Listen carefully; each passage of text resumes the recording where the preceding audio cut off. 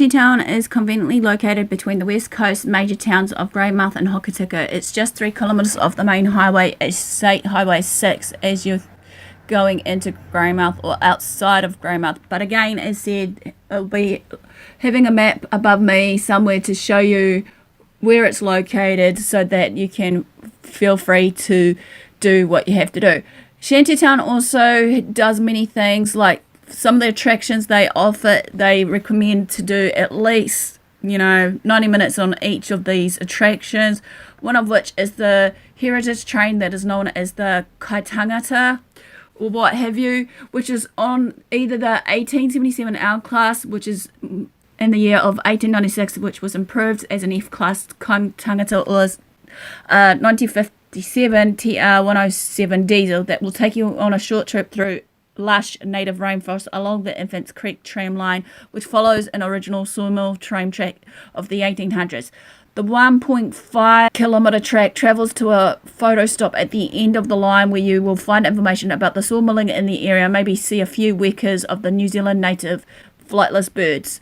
On the return trip on your trains will stop at the Infants Creek sawmill, where you will disembark and take a short walk to their gold claim and sluice area. The mighty sluice gun is fired up 4 times per day. You'll watch this giant water cannon blast gold-bearing gravel from the cliff face, then follow the water races to the gold claim, where their gold mining team will tutor you to find your own gold. When you have panned your own gold, guaranteed as a strike, another short bush-clad walk will have you back in the heart of the town.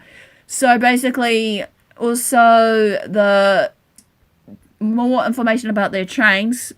Obviously, the historic bush tramway, Shantytown Steam Collection, has a special and unique place in New Zealand's pioneering history, different to other rail heritage collections. It reflects locomotives from industrial activity, particularly the type and scale of the native forest bush tramway. Collectively, the features are part as an impressive steam lineup at Shantytown that includes the working of the 19th century locomotives, again as the common one, Kaitangata, and the L509 that now hauls passenger carriages on the town of Infants Creek tramway. A Tangai stationary steam engine that runs via an electric slave motor at the town's interpreted sawmill. In addition, there are several other rail transport features that includes an A&G Price Thames New Zealand diesel shunting locomotive in full running order, a naturist rail tractor, 2 dispatch rail tractors, and a 3-wheel petrol-driven jigger. So a little bit of a background information on all these trains that they've got at the Heritage Park. The first one basically is Kaitangata, one I've been commonly saying a lot about. It's Sharp, Stewart & Co. Glasgow, Scotland, makers number 4270, which was built in 1896, 22 tonne, 10.5 times 18 cylinders, 160 pounds BP, 36-inch wheels, TE, 7,000 pounds, which obviously the mainstay of the railway Shantytown since its opening in 1972 has been the improved F-Class Kaitangata. This engine is based on the NZR, the New Zealand Railways F-Class, and was built for the Kaitangata Coal and Railway Code to work the 8-kilometre line from the coal mine at Kaitangata to the NZR exchange sidings at Stirling. The coal company and railway were taken over by the State Mines Department in the 1950s, with the locomotive continuing to operate the railway until the mine closed in 1969. In February 1971, however, the locomotive was donated to Shantytown. L508 is the next little locomotive engine. Evenside Engine Company, Bristol, England, makers of number 1206-77, built in 1877, 20 tonne. Measurements of 10.5 by 18 inches cylinders of theirs, 160 pounds, BP 36-inch wheels, TE 7,000 pounds, I should say. This L-Class is one of the 10 built by Evenside Engine Company for the New Zealand Railways, subsequently sold to the Public Works Department in 1901 and renumbered 508. The locomotive worked on various construction projects in the North Island between 1903 and 1931. In 1946, the 508 was sold to the Portland Cement Co. in Whangarei and kept in service until 1964. In the year of 1974, it was purchased by the Tauranga Historic Village, where it worked for further 14 years until the demise of the museum. It was then purchased by the Shantytown with assistance of a lottery, environment and heritage grant, and also an extensive overhaul returned to work in 2002. Next one on the list is the Climax, Makers number 1203, built in the year of 1912, 20-ton, 9x12 cylinders, 120 pounds BP, 30-inch wheels, TE 6,000 pounds. Climax 1203 was built in Pennsylvania in 1912, is one of the exceptional international heritage significance as one of the best preserved examples of 25 climaxes that is remaining worldwide. Following the years in the North Island's logging industry, however, the Climax completed its working life on Shantytown's Infants Creek Railway. Built for the Potates Timber Co. of Matapuna near Taumarunui and assembled in the New Zealand Railway's Petone workshops, it was sold a few years later to Puka Weka Sawmills Limited at Mananui. After purchasing it, continued to work for the Alice and Bernard, owners of several sawmills in the central North Island. During the year of the 1940s, it was shifted to E&B's Mangapahi Mill, where it was once again worked before moving on to their Ongarui operation. It finally finished its work as a yard shunter in 1962. It was then purchased for preservation in the year of the mid-1960s and subsequently moved to South Island to the site of the proposed Shantytown historic attraction in 1969. The intention after considerable restoration being to operate the loco as part of the attraction at Shantytown Heritage Park. This ambition came to fruition when the loco was officially commissioned for work on the Shantytown Railway in the year of 1980 in January. Next on the list is the Opossum. Opossum, obviously 1875, was among the earliest New Zealand built locomotives and is now the oldest complete example surviving. This hardy loco worked in the Grey District for 3/4 of the century on the development of Greymouth harbour, constructing railway lines and in sawmills. The Hessler 1494, a US that was built in 1924 geared locomotive, is one of the few survivors of the hundreds of locomotives that ran on bush trams during the native logging era in New Zealand. Nattrass Rail Tractors Limited, Wellington, developed by Howard Nattrass, a cow salesman and inventor. In the year of 1924 of November, Nattrass was granted patent number 53442 for his rail tractors, and a company, Rail Tractors Limited, was registered as a private company. The Fordston farm tractor engine and transmission was adopted as the power source, which demonstrated a basic engineering precision, apparently simple yet with a high degree of technical excellence. The Nattrass was a simple, lightweight machine available at an affordable price, which allowed the sawmillers to expand their operations into previously inaccessible with horse teams. As a prolific inventor, Nattrass held a number of patents additional to the rail tractor, including an electric car jack, a rotating viewing screen for ships, and a rotary car engine. He was also well respected in the motor racing circles in the Auckland area. The rail tractors provide evidence of the use of the new 20th century internal combustion tractors for use in situations often at the extreme limit of railway technology.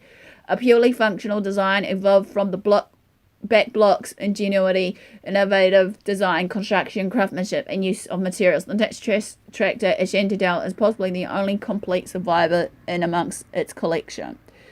Also, in saying this, basically, like, the history of the Shantytown. The idea of Shantytown arose at a meeting in Greymouth in 1968 when a group of railway and vintage car enthusiasts discussed the possibility of forming a society for the car and preservation of such relics and the creation of a tourist attraction. Presenting at this meeting was the late A.L. Sutherland MBE, known to everyone as Barney. Barney was a watchmaker and jeweler with an interest in gold panning as a tourist attraction. He was at the time involved in the Marsden Sluicing and Gold Company, a working gold claim situated amid the splendour of native bush at Rutherglen, near the present site of Shantytown, and already has been attracting many visitors. Barney's idea of recreating an old West Coast town of the 19th century was presented to this meeting and was accepted with enthusiasm. This lad led to the formation of the West Coast Historical and Mechanical Society today. The West Coast community rallied behind this venture, and an amazing total of 10,367 working hours over a period of 18 months were donated, along with goods and building supplies. Notable among these donations was the offer by the Minister of Mines at the time, Tom Shan, to make available building materials and other equipment without charge, as the economy of the region was at a low ebb after the closure of the Dobson mine. This donation helped to get the Shantytown underway, officially opening in 1973 of January 23rd. Shantytown is almost entirely self-supporting and receives no operational funding from central or local governments. Another thing to bear in mind for another attraction is based on the gold panning, as I mentioned, and just for the brief history of it. Obviously, it is their speciality. Obviously, they reckon you can catch gold fever and pan for your own gold. Their gold panning team will tutor you to find your own piece of colour, or you can try your hand at wild panning yourself. Grab a pan and haul your own shingle out of the sluice area, then pan in the ponds. To try your luck with nuggets has been found in the hills. Live sluice gun demonstrations will be operating as usual, with obviously, as they reckon, social distancing, and obviously with most tourist attraction you need to buy tickets where they're sold at their place, which obviously you can find out more information again in the description based on the location and also where they're actually located if you are planning a trip down the South Island. Obviously, as I said, they've got a sawmill as another attraction of the many. This old steam-driven mill.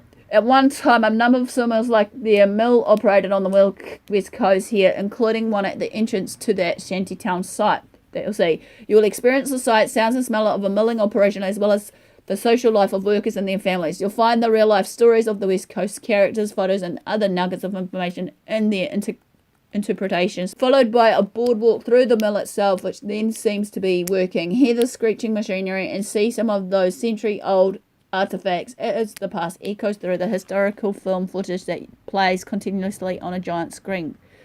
Obviously, this and more, as I said, basically will be listed in the box below yours, so to speak. As said, they offer many variety of attractions. Obviously, if you want to, get a package deal for the Shantytown, the price point is per person $399 New Zealand. Obviously, this in the package that it will include is like the relaxing nights of the 4-star accommodation, obviously, around there. You got the Hotel Lake Brana, soaking up the gorgeous lake view, beachfront hotel, Hokitika, and a luxury ocean view room. Rainforest Retreat, Prince Joseph, within their own town tree lodge. Then followed by, and to fill in the daylight hours with their 4 great activities that I mentioned, a visit to the pioneering era at Shantytown Heritage Park, entry to the canopy touching West Coast Treetop Walk and Cafe, the helicopter flight over Franz Joseph Glacier with Heli Services New Zealand, and seeing live kiwis and tuatara at the West Coast Wildlife Centre. Again, to find out more, you'll have to find out based on the description box below you. So this ends quickly a little brief information about the Shantytown that's located in Greymouth. Sit tight and I'll be back with you shortly for many adventures to come of the Travelling with Aspie vlogs that's going to have, again, I apologise, some fun and games along the way with some background history in some parts of the South Island. So I'll catch you soon. Chameleons.